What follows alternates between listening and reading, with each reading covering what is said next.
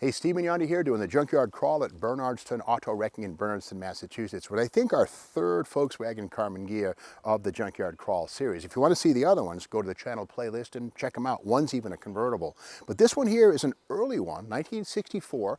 Now you got to remember the Karmann Ghia was in production between 1956 and 1975, and in total 486,000 of these were built. And the crazy part is, underneath this beautiful skin is a Volkswagen Beetle. And believe it or not, these were $700 more than a Beetle.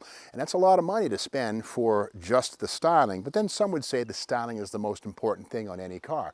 Base price on this car when it was new was $2,295. Again, $700 more than the Volkswagen Beetle underpinnings that it shares. Now, some would have you believe that these were styled at Ghia in Italy by a fellow named Luigi Segre, who was a Ghia stylist. More on that in a second, but the word and the name Karmann Ghia comes down to the fact that these were built at Karmann, which was a coach builder in Osnabrück, Germany, and they were styled, theoretically, by Ghia, Karmann Ghia, Karmann Ghia.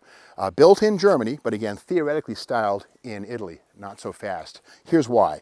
This is a book on the Chrysler stylist Virgil Exner, Visioneer. Now, I've gone down this road before, and I'm going to do it again, but Virgil Exner was a stylist for Chrysler for many, many years, and before he did the forward look, he did a lot of their show cars, like this thing right here. This is the Ghia, and also there was the d'Elegance. But if you look at the lines on this, and you look at the Karmann Ghia, they're pretty close. The greenhouse, the kicked up rear quarter panel, the wide open wheel openings. You might say, geez. Now here's the thing, Chrysler did contract with Ghia of Italy to build a lot of their show cars, but where did the actual designs come from? Well, for that, we go back in time. Now this is Special Interest Automobiles. This is from October of 1975. Now this was written 20 years after the whole Karmann Ghia fiasco played out, but if we look here on the top right, the Chrysler d'Elegance was a 1953 rethink of Thomas's Special, went into limited production and influenced the Karmann Ghia. Comparison of Volkswagen's finest and d'Elegance shows a remarkable similarity except for the nose treatment. And keep in mind, the d'Elegance had a Hemi up front, the Karmann Ghia had a little tiny air-cooled four-banger in the back. But if you look at those two cars, I dare say, yeah, somebody copied somebody. But here's the thing, this is 1975, and it could be biased by time. So what I always do, when I look for source material, I go back to the year. This is Motorsport magazine, October of 1953. And no, don't confuse the Karmann Ghia with the Porsche 356. Pre-56 right there, but that's the Porsche. Not the same thing as a Karmann Ghia. But inside of this, here's some information. Now this is a story on how Chrysler builds their dream cars. And again, behind the scenes story about designing and building of the Chrysler experimental cars. And again, they were designed in Detroit, yes they were, but built in Germany or in Italy. See on the left-hand side some evolutions, and you can see Chrysler stylist here in Detroit with clay coming up with some of the lines, and then these ideas were shipped to Italy where Ghia executed them in metal. And here we see here in October of 1952, this is the Ghia built Chrysler, but again, this is 52. The first Karmann Ghia didn't arrive on the market until 56, and in the 1953 Paris Motor Show, the first Karmann Ghia Volkswagen was shown as a styling prototype. With that said, the actual d'Elegance existed long before the October 53 debut of the Volkswagen Karmann Ghia at the Paris Auto Show as a styling prototype. So these were real before the Karmann Ghia made production by a few years. So it's a fact that Virgil Exner, in his suburban Detroit basement where he had a studio, designed it. And here it is right here. Italian design had been selected in the first place by Exner, the stylist, because he liked the smooth way the Italians combined simplicity and mechanical function with daring and imaginative styling. We selected Ghia of Turin, Italy, to build these cars because not only is he one of Europe's greatest designers, but he is also one of the best bodybuilders in the world and an old friend of ours. In other words, he can work with aluminum, lead, metal. We knew he could execute beautifully the new design we had created in Detroit.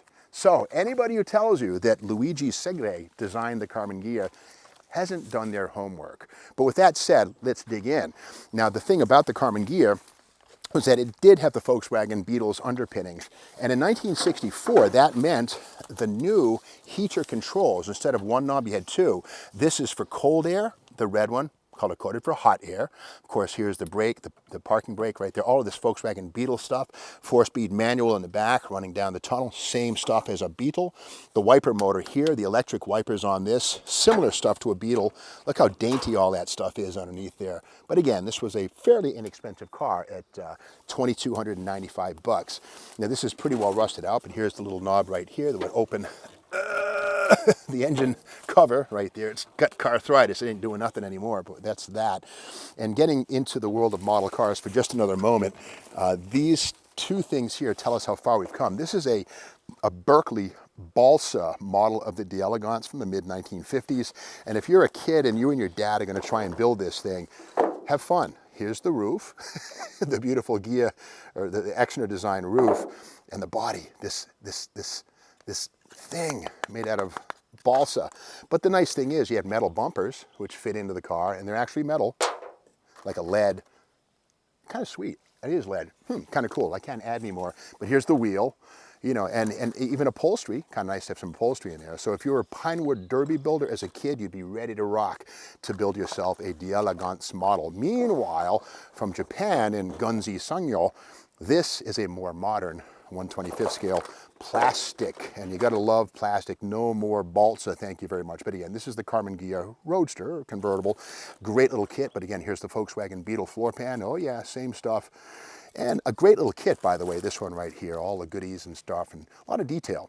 Anyway, getting back to the metal vehicle at our attention here, you know, just like a Volkswagen Beetle, the side windows don't roll down. Rather, there's a little pivot and they pop out like this, just like a 68 Plymouth Roadrunner sedan. There you go. But many years before. And again, we see Exner's very slender B-pillar right here. Beautiful stuff. Exner's bulged fender right here. Beautiful back window, still intact right there. Probably worth a few bucks. Certainly could be used on a restoration of another Karmann Ghia. And this one here, being a 1964, still has the large 5-bolt pattern on all 4 corners, just like a Beetle.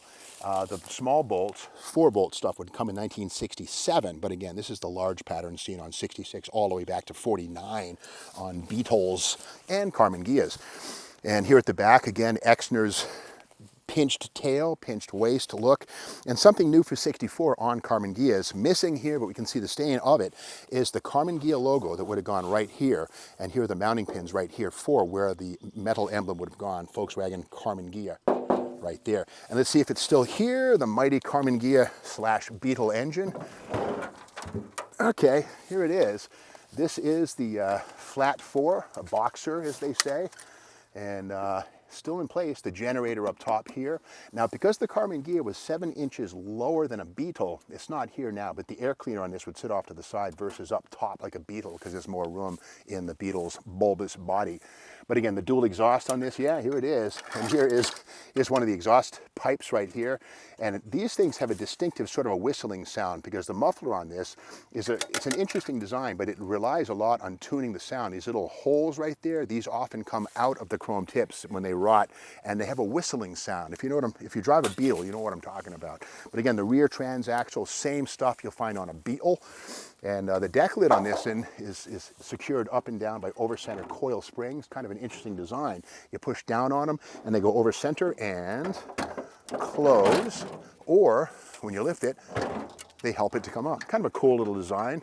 And no rust on this one here at all. Very, very solid example of the breed. Let's make our way up to the front. And again, this is 1964, this one right here. And this one was equipped with a radio. We can see the equipment. Here's the antenna right there, the rear view mirror in place. Once again up front, the big bolt pattern replaced by the 4-lug stuff in 1967. But an interesting face right there, almost good to look, very styled the way the drum has these flutes in it, kind of a good look. Vented rims, of course, 15-inch wheels on these things for better handling and better fuel economy. And up front, here's the, if you come around here, Super Shane Richardson, cameraman extraordinaire, there is the double torsion bar Volkswagen Beetle, front suspension right there, same stuff found under the Karmann Ghia as well. Overrider bumpers, not the same as a Beetle, but similar in theme, the overriders. And this thing right here is an interesting little this is the windshield washer reservoir. You might say, what is this? Do you pressurize it? What is this thing? That's a Schrader valve. You run a hose from that to your spare tire, and the tire, with its 32 pounds, pressurizes this so that when you open the valve, you squirt liquid onto your windshield and can clean it with the wipers. And of course, on the D'Elegance, the Virgil Exner design car, there would be a big old Hemi up front. Well, on this Beetle-based Karmann Ghia, yeah, we have a big compartment here for luggage, and something seen on Karmann Ghia, the steering strut, that stabilizer right there, specific to Karmann Ghia, but otherwise largely the same stuff as found on a Beetle. So this is the story of how Volkswagen, you know, kind of co-opted the Chrysler D'Elegance Hemi-powered show car styling of the early 1950s and made it their own, putting it onto the bones of a Volkswagen Beetle. But again, the Karmann Ghia speaks to the Karmann factory in Osnabrück, Germany, not the Wolfsburg plant where Beetles were built, but rather Karmann, where things were done in slower motion, a lot of lead filler on these cars, a lot of hand assembly. And again, $700 more than a Beetle, and you had to pay for that with the higher price. But don't confuse this with a Chrysler D'Elegance, very different car. And don't let anybody tell you that anybody other than Virgil Exner, an American, designed these things for everyone who used the design afterwards. Now, if you like this video, be sure to subscribe to the CMAG YouTube channel, give us a thumbs up, share this video with your friends, and be sure to ring the bell so you know when the next video hits, which is tomorrow morning.